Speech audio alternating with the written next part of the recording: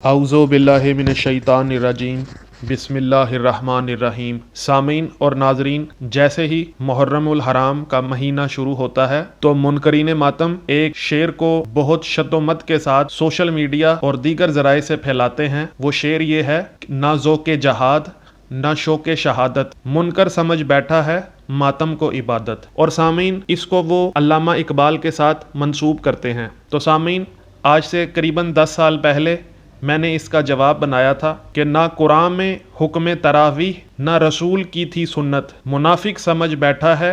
بدعت کو عبادت۔ اور سامعین، میں نے غیر شیعہ مستند کتب احادیث اور تفاسیر اور دیگر کتب سے یہ ثابت کر دیا ہے کہ نماز تراویح کا نہ تو قرآن میں ذکر ہے اور نہ نبی صلی اللہ علیہ وآلہ وسلم سے با جماعت نماز تراویح ثابت ہے، بلکہ یہ ایک بدعت ہے۔ اس بدعت کو ایجاد کرنے والے حضرت عمر نے اس کو اچھی بدعت کہا ہے، جبکہ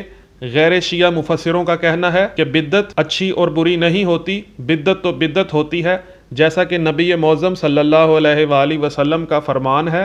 کہ ہر بدعت گمراہی ہے۔ اور سامعین، یہ بھی دکھا چکا ہوں کہ حضرت عمر اور ان کے بیٹے نے خود نماز تراویح با جماعت نہیں پڑھی،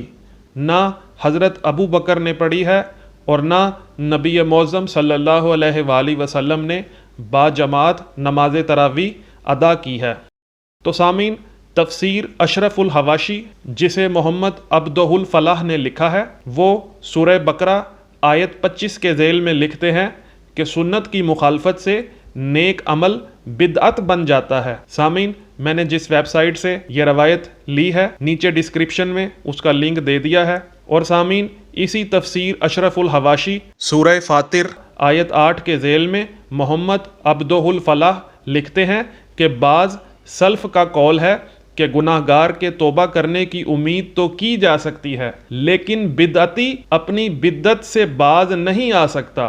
کیونکہ وہ بدعت کو نیکی سمجھ کر کرتا ہے۔ اور سامعین، تفسیر عروۃ الوثقی جس کو عبد الکریم عصری نے لکھا ہے، اس میں سورہ مطففین آیت 14 کے ذیل میں لکھتے ہیں کہ دین میں بدعت کو محض اس لیے برا سمجھا جاتا ہے کہ یہ ایسی نامراد شے ہے جو گناہ ہونے کے باوجود نیکی سمجھ کر کی جاتی ہے، اس لیے اس کی اصلاح کی بہت کم صورت پیدا ہوتی ہے۔ اور سامعین، تفسیر فہم القرآن جسے میاں محمد جمیل نے لکھا ہے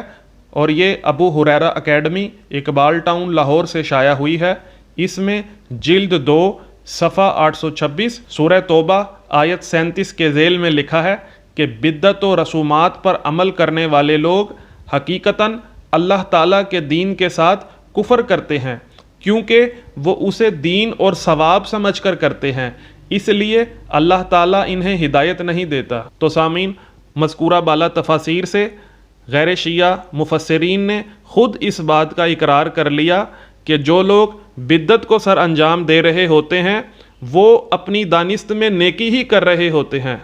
لیکن وہ گناہ ہوتا ہے۔ تو سامعین، نماز تراویح با جماعت ادا کرنے والوں کا بھی یہی حال ہے کہ وہ نماز تراویح با جماعت کو ثواب سمجھ کر انجام دے رہے ہیں، نیکی سمجھ کر سر انجام دے رہے ہیں، لیکن در حقیقت ان کو اس بدعت کا علم نہیں جو انہیں گمراہی کے گھڑے میں لے جا رہی ہے۔ ہماری دعا ہے کہ اللہ تعالیٰ ان بدعتیوں کو حق کی راہ دکھائے، الہی آمین۔ سامعین، اگر آپ کو میری ویڈیو پسند آئی ہے تو ویڈیو کو لائک کریں، کمنٹ کریں، شیئر کریں۔ السلام علیکم ورحمۃ اللہ وبرکاتہ۔